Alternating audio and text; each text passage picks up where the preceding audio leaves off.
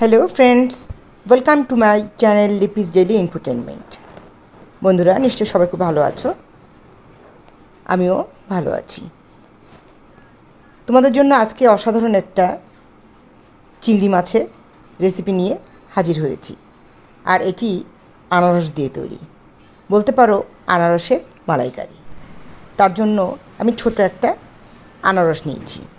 এই আনারসগুলো সাধারণত মিষ্টি হয়। তোমরা ইচ্ছে হলে টক মিষ্টি যে আনারসটা থাকে সেটা নিয়ে নিতে পারো। প্রথমে আনারসটাকে দুভাগ করে আমি এভাবে কেটে নিচ্ছি। তারপর এটাকে আমি চামচের সাহায্যে কুড়িয়ে নেব। আর এদিকে ফ্রাইং প্যানে রান্না করব, তাই ফ্রাইং প্যানটা চুলোতে চাপিয়ে দিয়েছি। এভাবে আমি দেখো আনারসটাকে কুড়িয়ে একটা পিউরি বের করে নিয়েছি। আর ফ্রাইং প্যানে তেল দিয়ে দিয়েছি, একটা তেজপাতা ছিঁড়ে 2 টুকরো করে দিয়েছি, 3-4 টুকরো দারচিনি আর 2টো এলাচ দিয়ে দিয়েছি। মাঝারি সাইজের 3টা পেঁয়াজ কুচি করে রেখেছিলাম, সেগুলো দিয়ে দিয়েছি। পেঁয়াজটা ভালো করে ভাজা হতে হতে তোমরা যে সকল বন্ধুরা আমার চ্যানেলে নতুন আছো তাদেরকে রিকোয়েস্ট করবো অবশ্যই সাবস্ক্রাইবটা করে দেখতে বসো। আর যে সকল বন্ধুরা আগে থেকেই আছে তাদেরকে অসংখ্য ধন্যবাদ। কথা বলতে বলতে দেখো বন্ধুরা, আমি কয়েকটা মশলা দিয়ে দিলাম। এখানে সামান্য পেঁয়াজ বাটা দিয়েছি, আদা বাটা দিয়েছি, আর দিয়েছি খুবই সামান্য একটু রসুন বাটা আর জিরা বাটা। অল্প অল্প করে মশলাগুলো দিয়ে এবার ভালো করে নেড়েচেড়ে মশলার কাঁচা গন্ধটা যাওয়া পর্যন্ত ভালো করে কষিয়ে নেব।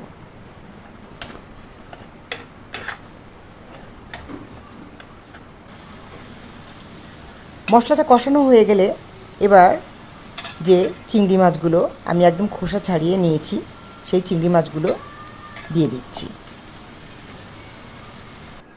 এখানে তোমরা যদি চাও যে খোসা না ছাড়িয়ে রান্না করবে তাহলে সেটা করতে পারো। আমার কাছে খোসা ছাড়িয়ে রান্না করলে ভালো লাগে, পছন্দ হয়, আমি সেভাবে করে নিচ্ছি। সামান্য লবণ দিয়ে দিচ্ছি এবার, আর পরিমাণ মতো হলুদ দিয়ে দিচ্ছি। এবার হলুদ, লবণ এবং অন্যান্য মশলার সাথে চিংড়ি মাছকে আরও প্রায় 2-3 মিনিট ধরে লো ফ্লেমে রেখে, মানে মিডিয়াম টু লো ফ্লেমে রেখে ভালো করে কষিয়ে নেব।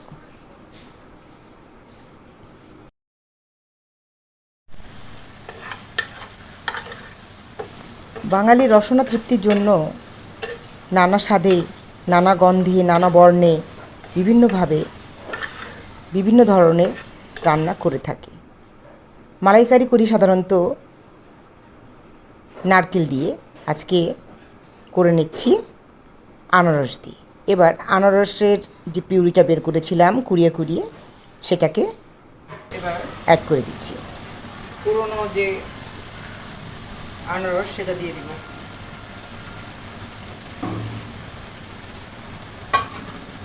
সাথে দিব বাদাম বাটা,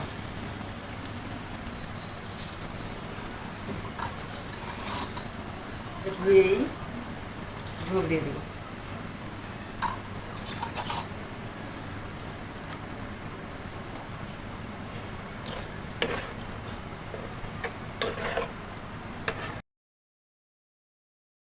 এবার বাকি মশলাগুলো অ্যাড করে নিচ্ছি। সামান্য ধনিয়া গুঁড়ো দিয়ে দিচ্ছি, আর সামান্য লাল লঙ্কার গুঁড়ো দিয়ে দিচ্ছি।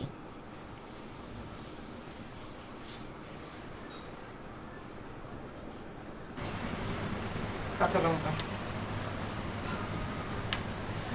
2টো কাঁচা লঙ্কা দিয়ে দিলাম।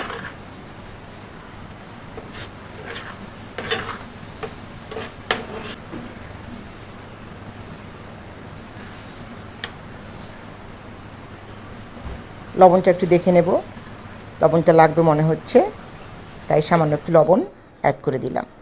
যেহেতু আনারসটা মিষ্টি মিষ্টি, তাই এখানে চিনি দেওয়ার প্রয়োজন নেই। যদি টক টক ধরনের আনারস হয় তাহলে সেক্ষেত্রে হালকা একটু চিনি তোমরা ইচ্ছে হলে অ্যাড করে নিতে পারো।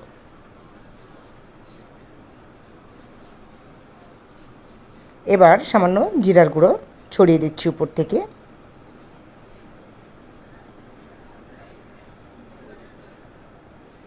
তেজপাতাগুলো ভেসেছিল, এগুলো একটু সরিয়ে দিচ্ছি।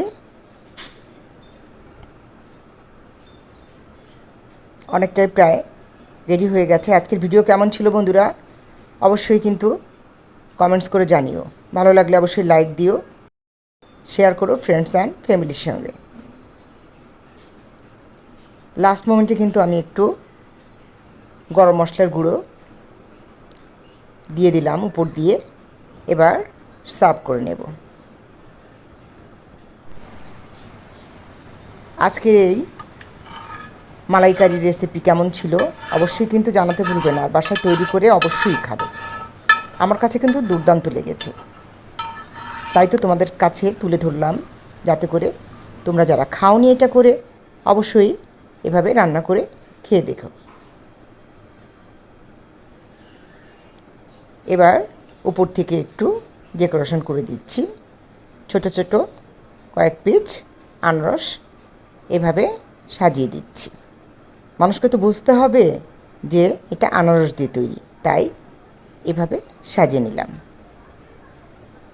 ঠিক আছে বন্ধুরা, আজকে এই পর্যন্তই। এখন পর্যন্ত যে সকল বন্ধুরা সাবস্ক্রাইব করনি তাদেরকে যাওয়ার সময় আবারও রিকোয়েস্ট করে যাচ্ছি, সাবস্ক্রাইবটা করে বন্ধু হয়ে পাশে থেকে যেও। আর যে সকল বন্ধুরা ফেসবুক থেকে দেখছো তাদেরকে বলবো যে ফেসবুকের পেজটিকে লাইক দিয়ে ফলো দিয়ে পাশে থেকো, ঠিক আছে? আর পরবর্তী ভিডিওর জন্য অপেক্ষা করো, ঠিক আছে? ভালো থেকো সবাই, টাটা।